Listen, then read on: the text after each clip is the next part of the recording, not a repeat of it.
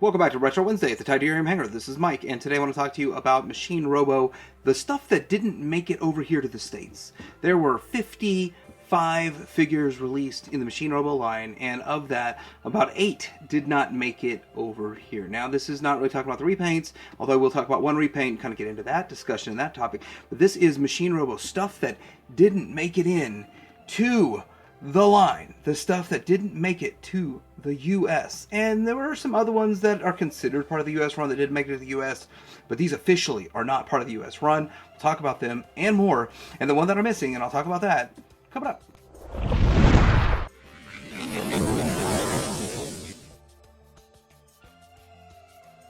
First thing I want to talk about is the repaints. Now, a lot of these that were in the Machine Robo were one color. This is what they called Sanitation Robo.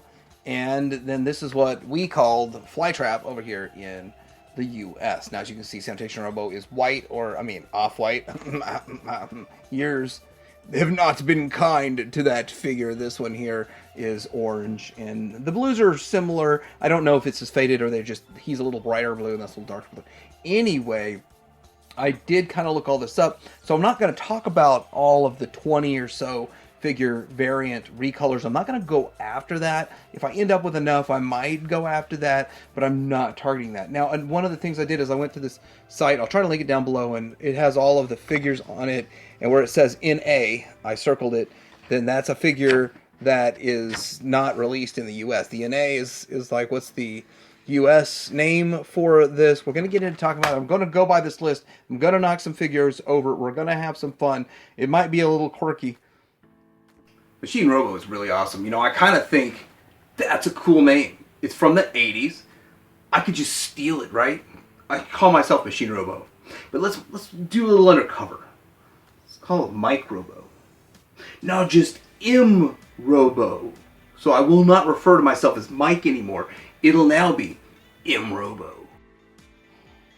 Alright, so I'm going to use Fightor or Jet Robo as a size comparison to get an idea how tall these guys are, the size and the aesthetic and all of that. So we're going to get into number 6. This is number 3. Number 6 is Highway Robo. Now, there's no U.S. name for it because he is not a U.S. figure. Now, I'm looking at him. I do think the one I have in the alt mode is a better color version. And yes, these do have a little trouble standing. I might need to prop my display here up, but he is basically like a high-speed kind of a bus. It's a highway bus, and it's not something we really see here in the US. And of course, it's based off stuff probably from the 70s that we saw in Japan, but we don't see in the US. So if it was something that we didn't really see much in the US, it's styled to something that we don't see in the U.S. They were like, well, it's probably not going to appeal to the U.S. market. But the reality of it is there was a lot of stuff that we didn't have in the U.S. that kids got as Hot Wheels, which these are in the line of Hot Wheels, the same scale and similar to, that I think it would have been something that kids would have enjoyed. This does feel a whole lot like Turbo also, just the transformation is a lot like Turbo, except he's just longer. But yeah, he does feel a lot like Turbo, and his head turns around instead of flip around, but still kind of similar. Highway Robo is a pretty interesting figure overall, and probably the cheapest one. I think that if you got a Highway Robo, it would probably only cost around $30. Hence, the cheaper ones I was able to afford too, and that's how I like to display them anyway. Highway Robo. Don't worry about this stuff back here. Just nothing. I'm running out of space. I'm running out of display space, so it gets put in a tub. It's embarrassing that I don't have more than 1,100 square foot of display space. But with that, I have some Dungeons and Dragons, some other stuff going on back here, and I got a He-Man collection. That's Star Wars Black Series is probably gonna go to my grave with me because nobody wants it anyway. But that's what it is. Don't worry about all that. Maybe one day I can pull it out and put it on a shelf. Next up, we have number 12, Shinkansen Robo, and it is a Shinkansen train. It seems to be a high-speed rail train. I believe it's high-speed rail train, but I don't have a whole lot to say about that. It's a 200 series. There's also the Jetsu Shinkansen Robo. So these, and I don't know which one's which. I actually struggle with, I just searched Shinkansen and they both pop up. Now these are different figures that both look like they turn into about the same train. The trains are a little bit different. Although they look about the same from the sides, the tops look different. The transformation is slightly different. And with that, a whole lot of fun. Now you're going to notice that there's color variations too. You can get them with blue, at least this one. And I thought I saw this one in blue, and I kind of got a little mixed up, but it has green also. So these are two of the exact same. These two here, these two are different. They're variants within the Machine Robo line. And I find that absolutely fascinating. They only made 55 figures, but yet some of them have color variants to them. And with that, I do believe that high-speed rail and trains, just like we saw in the Transformers line with that one toy line that was, the one figure was Raiden. This guy is in Legend scale and he's ready to party and get built. So that's why he's in this mode. But there's the Raiden that they made back then. This is the only train bot that I have for Transformers and Raiden, but it'll probably be all I ever need to get. But as you can see, it was very popular at the time, and with that, the trains were popular in Japan, but they didn't bring them over to the US. Now, they're only similar in the fact that their alt modes are similar, but the bots are so different. The arms look different. The arms look way different. The transformation is different as to where these arms, they do different stuff. Forgot the transformation on this. I'm not transforming all of them, but this folds down and then these kind of slide up to, that flips around, this slides up. I'm definitely not going to transform all of these, but since I have more than one, I can risk breaking it. It's not that they're complex, it's that the plastic gets brittle over time. This one here is real simple. The head just flips around, arms slide in, and it collapses the legs. And so with that, that's how you transform those, and a lot of fun. Shinkansen Robo. What we're going to do today is something called breaking the fourth wall. It means that I don't just sit here and talk about toys. I'm going to sit here and talk about toys and talk to you about the toys when I could just talk about the toys. So we're going to break the fourth wall. We're going to see if people like that. Is that something a little bit better? Is that fun on a Retro Wednesday or any other video? We're breaking the fourth wall today, talking about Machine Robo. And again, call me Robo. All right, this one is called Bus Robo. Now, the thing is, he's also called Double Decker. Now, it is number, what number did they call this one? 27. So MR27, Machine Robo, MR27. And he does look kind of cool. He's yellow, looks like a banana. And there he is. This incorporates waist swivel technology. For the time was huge and huge. And then the feet pop out. I do kind of wonder if this one cost more to manufacture, and some of these other ones seem like they would have been a little more expensive to manufacture, but then again, some of the ones at the end of the run for GoBots themselves were kind of similarly complex. But I do like he has a nice shiny sticker there and a sticker here, so mine still looks pretty good. The chrome looks pretty decent. This is not chromed, it's just bare die-cast metal. And you got some wheels down here and some paint and stuff. And it does look like, I guess we can see that when we transform it. And then I'm not transforming all of them, but this was a relatively simple transformation. And I've transformed it a few times. It's held up. So I'm not worried about breaking it. I am worried about breaking a few of the other ones, though. So let's close the head down. Getting his head out is kind of a pain, too. Close his arms up. Flip the bus around. Close the feet and collapse. Now the hardest part is actually opening it back up. Now we have him in his double-decker bus, meaning that there's people riding at the top and people riding in the lower level of this double-decker bus. Now I guess we don't see a whole lot of double-decker buses here in the US, so kids would not want a double-decker bus. But maybe they think that a bus is boring. Well, if they thought a bus was boring, then why would they make it for the Japanese market and not the US market? I still don't know. That's a second bus because technically Highway Robo is according to the sheet here, a bus also. But it's definitely not a bust. I do really like Double Decker, and I will say this, it was the first one I got to get back into GoBots and the Machine Robo, and when I started the series of collecting stuff that wasn't released in the US. You know, these figures aren't bad, but they're not great either. See, I would just gladly, if somebody were giving these to me for free, and I would gladly just say, they're the best figures ever made. They're beating Hasbro's Studio Series, hands down, that came out in 1983. But the reality of it is, they're just okay. They're not really that much better than what was going on at the time with the GoBots, but some do have some interesting features as we discussed. But the fact that I had to pay for them, I actually have to be kind of critical, don't I? Heck, I have to be critical even I got it for free. I skipped over number 30 here. MR30 is 3-wheel buggy Robo, and with that he turns into this.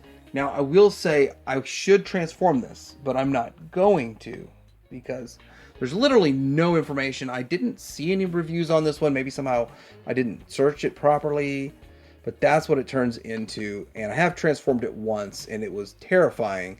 I felt like I was going to break it every second, and I feel like it's one of the ones in better condition, but it's got a lot of really fragile, thin pieces to it, and it was kind of expensive. It was in the $200 range to get this guy. The only way to get him with his wheels that I've seen is to buy one sort of new in the package. Now, these will slide in. I don't see any place to store them in the bot mode, which is another drawback to this figure. Like, where do you store these wheels? Then he has kind of like a cycle wheel right here, which would go between his legs right there. Very, very challenging. Very challenging for the transformation without breaking it, and very scary in a way. But one side of this box, it's kind of fun to have the box. So you see the bot mode, then you see the alt mode. And one of the things that's tough about the transformation is the fact you have these thin panels that slide, and it's very, very scary because those can easily break. And it's like they still kind of came out around the same time as the rest of the GoBots, but these had some of these that didn't get carried over, had a lot of fiddly pieces that I do believe Tonka was like, we don't want to mess with that. The manufacturing might be too much, too expensive. It might break too easy. Not really sure, but I'm just making guesses and guesstimates of why it didn't make it to the US. Number 38 is Mini Cooper Robo, and I don't have it. And now I'm even more happy because of the fact that I'm doing my eBay boycott. Then I don't have to worry about completing this one. It's not a big deal. And with that, yeah, I'm not going to complete it. It's perfectly fine with me to not complete it. Now, I do want to say, though, that a Mini Cooper does look kind of cool. But I've heard people say that they didn't think a Mini Cooper, that particular car, would appeal to kids in the US. Again, I think it would have appealed to kids in the US. I think it would have been kind of cool to have, but at the end of the day, I'm not spending between $200 and $500 for that thing. It's nowhere near worth that to me, or it doesn't even have that innate value to it. So with it, I might stumble across one. If not, I've already made the video, so I really don't care if I pick one up, but it still looks like a pretty cool bot. Next up, I will go out of my way to say this is the coolest one of all of them. This one is called Apollo Robo, and it is by far the coolest. It's number 53, 2 away from the very last one. Which, guess what? The last one's on the list also. So this one, it turns into Apollo craft. I think this would have been highly popular in the US. Kids would have loved the heck out of this figure. And I was lucked out to get one that's still in pretty nice shape. Pretty decent shape. And yeah, I like it. I love this figure. This was one that I was stoked, and I was okay with paying a little extra because it's just so different than all of the other ones that are out there. I'm not sure if I'm going to... I'm a little scared to transform it because it is still very, very fragile. It's a little on the terrifying side of things. You can do it, Mike. You can get into the Roxbury. This is going to be crazy. All right, here it goes, and it folds over. You can push this tab in. I don't see the point, but it pushes in. And then you separate it right here. And then you do the... So this shares a little bit of stuff that's with Dive. Is it Dive? And this is supposed to slide out. These pieces here are supposed to slide out. There it goes. Very, very fiddly. And another one that maybe it was a production cost thing. Maybe it was a fragility thing. They knew that the kids would break it or something. And then this is supposed to turn. Got the other one off camera, and again, these aren't really hard transformations. It's just the, and I think the feet come down here. They're not hard transformations. It's just I'm afraid of breaking them. And I do like this figure. The feet do fold down, but mine's kind of stuck right here. I don't want to risk breaking it. I don't care. I'm going to display it in ship mode anyway, but there it goes. The foot folds down here. It should fold down the rest of the way like that one, but I didn't get it. This is how he looks in his bot mode. Pretty interesting looking bot overall. This is why I'm afraid of transforming these. Oh my gosh, the sounds they make. This one is Apollo Robo, and I like them. But definitely not least is 747 Jumbo Jet Robo. Jumbo Jet. Now we are going to show that nothing broke, thank goodness. Nothing broke on Apollo Robo. So we got Jumbo Jet Robo, which is another one that is a bit of a challenge. This one people ask a lot of money for. Now, this was a $200 figure, and so was that one. A couple of these are in the $200 range. I am not really stoked about spending that much money, but tracking them down is hard, expensive, and challenging. I don't think they have any articulation in the arms other than side to side. The pins in a lot of these like to fall out too, so you got to be careful with all of that.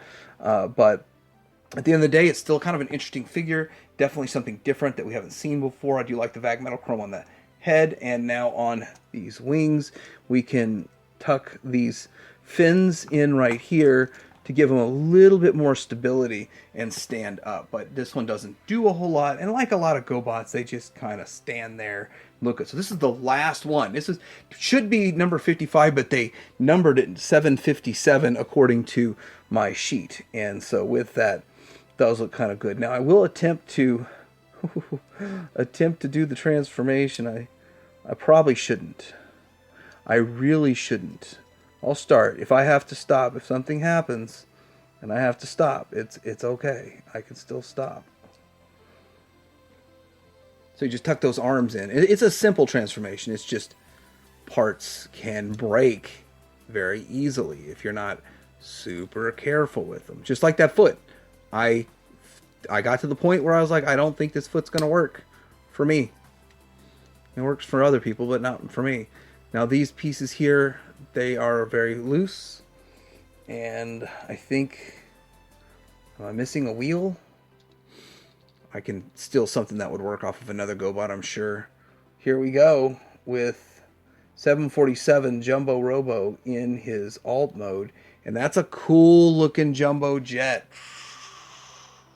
airliner. These here, I'm not sure if I'm doing something wrong. I should fold them up, and past that point maybe they'll stay a little better, but these don't want to stay in place. And it is loose and flimsy, and this is a toy that a kid played with back in the day. And you got these giant chromed out engines on it, 4 of them, really awesome. Japan Airlines. Does it focus on there to say? It's not one to focus on this, there's too much going on, but Japan Airlines, JAL, and it's JAB 125. Pretty cool stuff. I don't know if kids would be interested in this or not, but they did make a lot of airplanes in the end of the GoBot era. Let's bring that down a bit. Alright, so I hope you enjoyed this look at the Machine Robo and the stuff that did not get made in the US line. Did not make it over here from Machine Robo line in Japan. And with that, this is kind of interesting, this is kind of fun, and I started running into these when I was doing my first 72, so that was kind of like I put it all off till after I did the first 72. Then I started picking these up here and there over the last couple of years. So let me know what you guys think about this. Do you know any of these existed? Have you seen them out and about and was like, I was curious, now I know? And now you know, from me and Robo, Petty Your Banger out.